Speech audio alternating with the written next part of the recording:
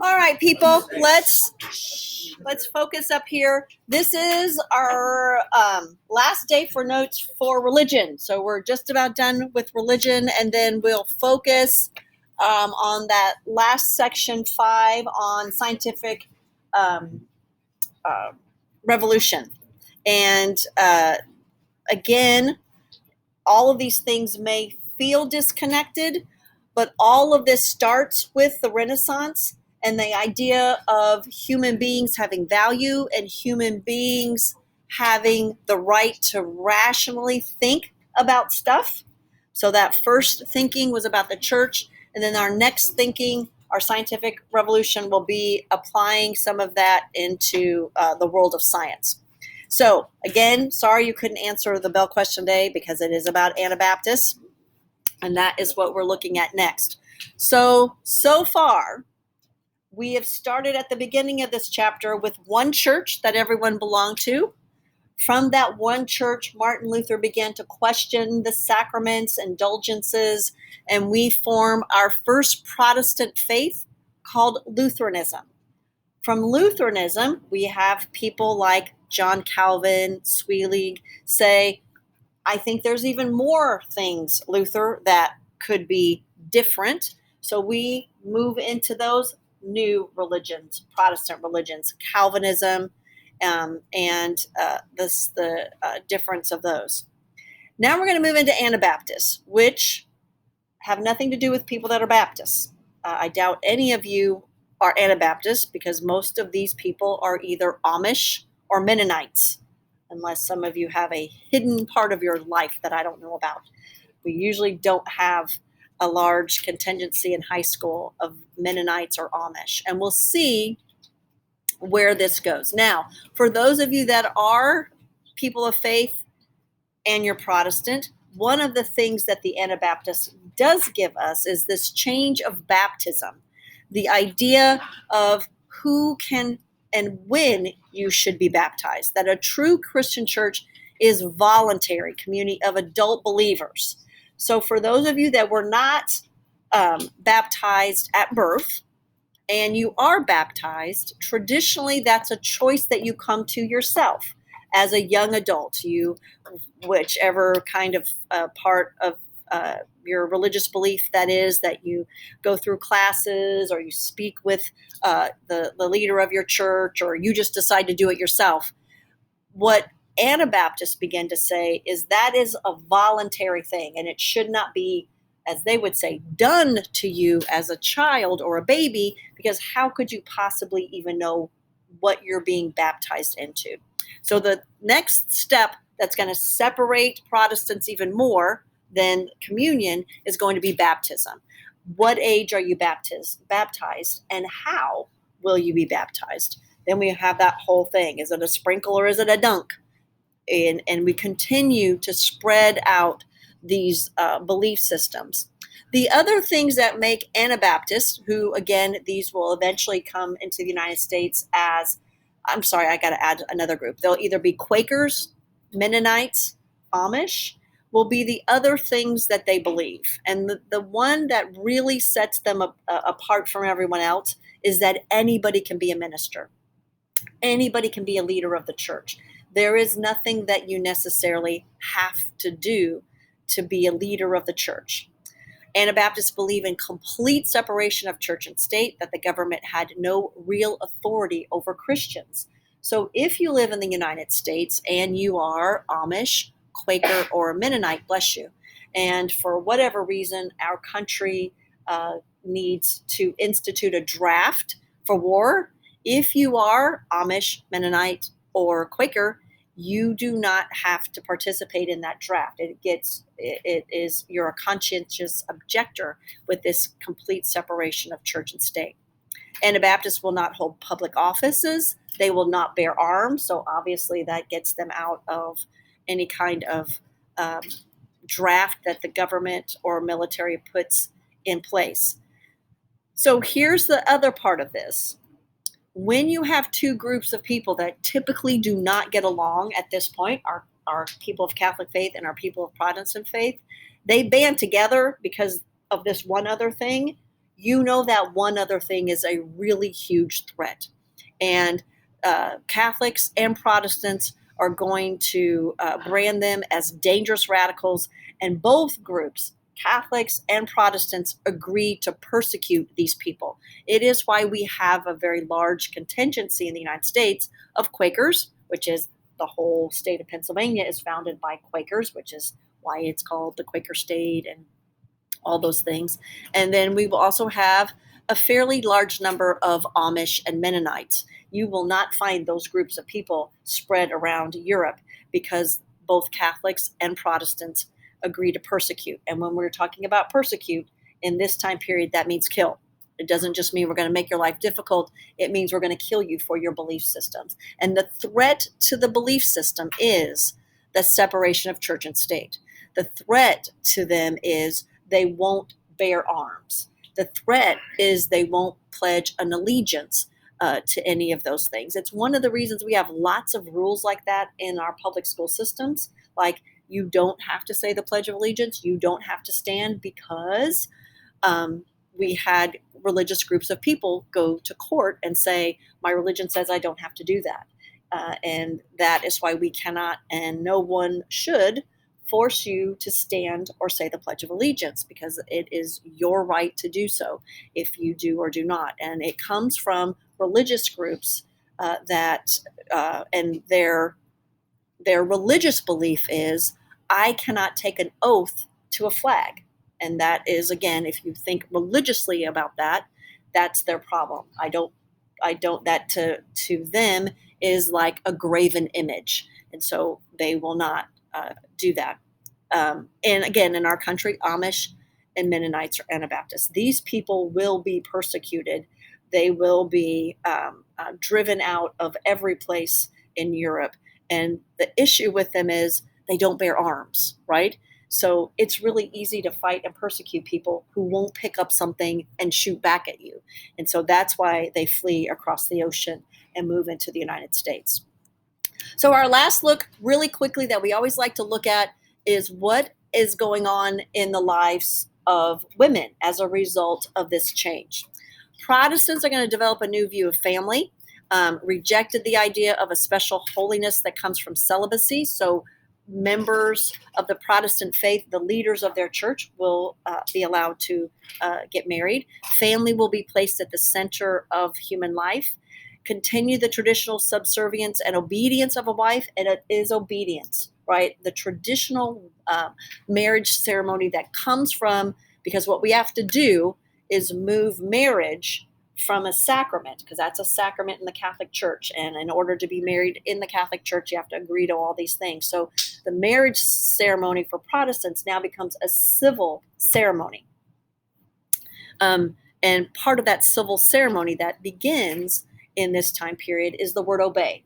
And those of you that have ever listened to maybe a traditional wedding, or maybe on a TV or a movie from a long time ago, traditionally only the female says obey in the exchange of vows, and that's where that comes from. The one thing that will change for women is that their role is to bear children and to make sure that their children are brought up in religion, which allows women the opportunity to learn to read. And that reading is for the intent of learning how to read scripture so that they can teach their children. So that's one positive thing that changes for women as a result of the Protestant Reformation. So I've been talking a lot about the Catholic Church and the idea of how they reacted to people who committed heresy, killing, burning. And one of the things that should, especially if you are Catholic, what that Catholic Church is doing as all of these people are leaving their church and leaving for what the Catholic Church believes, their soul in danger. And we will have, at this point, what is called the Catholic Reformation. I always have learned it as a Catholic Reformation in more up-to-date textbooks, or even in history speak. I think now it's referred to as the Counter-Reformation quite often. But the Catholic Church says, okay, This thing is real. We got to figure it out, and we got to fix what's going on. And so the Catholic Church begins holding meetings. And they're going to meet for a really long period of time. The Catholic Church moves very methodically, very slowly, with a great deal of input and meetings and talking. And so the Catholic Church is going to reform for three main reasons. One, they're going to create this brand new order of priests called the Jesuits. And all of you, even though you're not Catholic, all of you will know something about the Jesuits. Reform the papacy. And then the last one will be the Council of Trent, and that will be the meeting that they hold. So the first thing is the Jesuits. And it will be founded by this guy known as Ignatius of Loyola. And if you follow any college sports at all, you know about the University of Loyola. You also have heard of Georgetown or Xavier or Gonzaga. All of those are Jesuit universities. The Jesuits have a strong presence in many places, but the United States in particular, as education. So Jesuits form all of these schools. I'd say Georgetown already. Georgetown is a Jesuit university. And what Jesuits are known for, because it is a very large order and still continues to be a popular choice for young men going into the priesthood.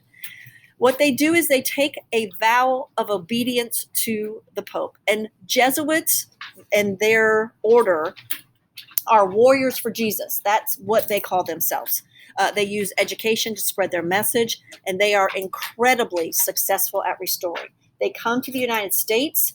For many Native Americans in the United States, this will be the first white people they see. These Jesuits, 2-3 of them will walk into the villages of Native Americans and have never, of these Native Americans that have never seen white people, much less white people who want to convert them to a different faith. Native Americans love Jesuits because they take torture very well. They don't succumb to torture. Native Americans, one of their favorite torture methods is laying you naked, face down in the dirt over red ant hills and letting just red ants bite the heck out of you. And Jesuits did not succumb to torture. And for that, they had the respect of Native Americans. So within a few short years, Jesuits were able to move in and around Native American tribes with great ease.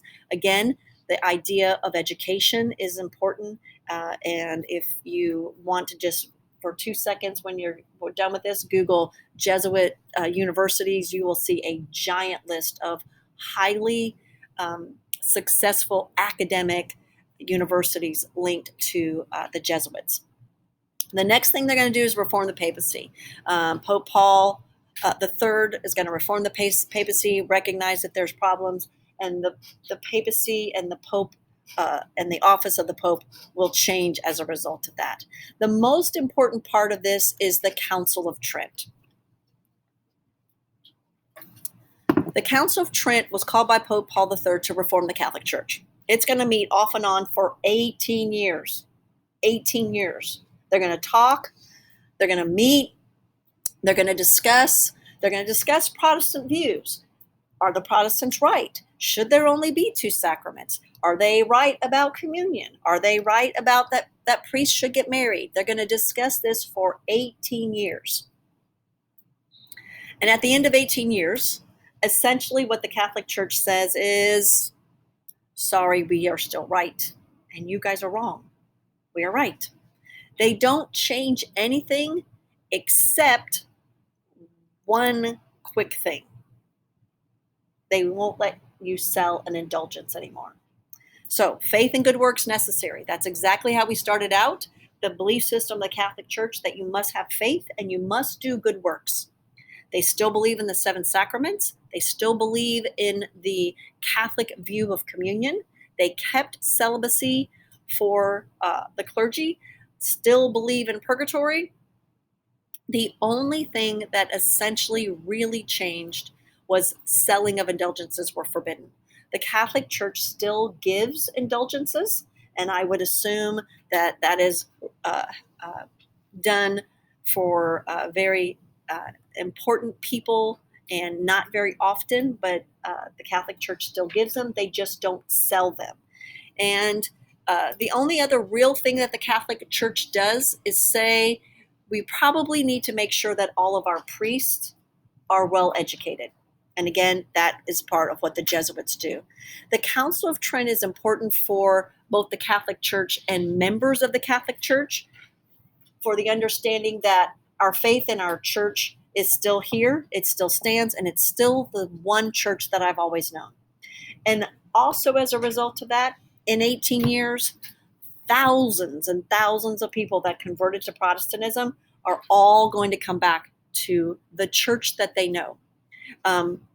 The continent of Europe is predominantly Catholic. There are not a large bodies of Protestants in and on the continent or the western continent of Eurasia.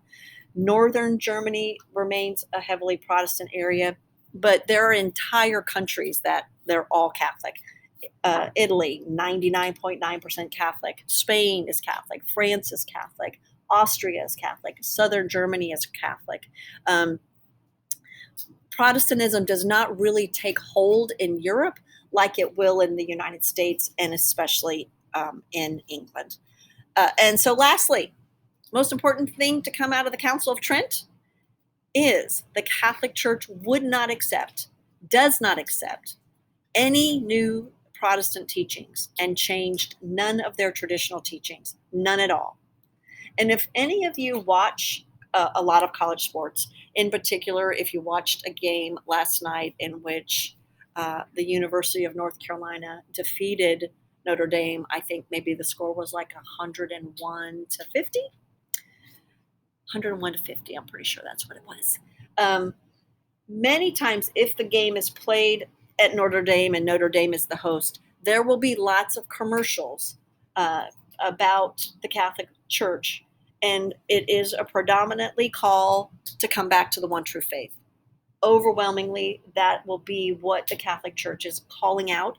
They have done a lot in places where the beliefs of these Protestant faiths are really close to Catholic or Catholicism, like Episcopalian and Lutheran, as some of those churches become more liberal.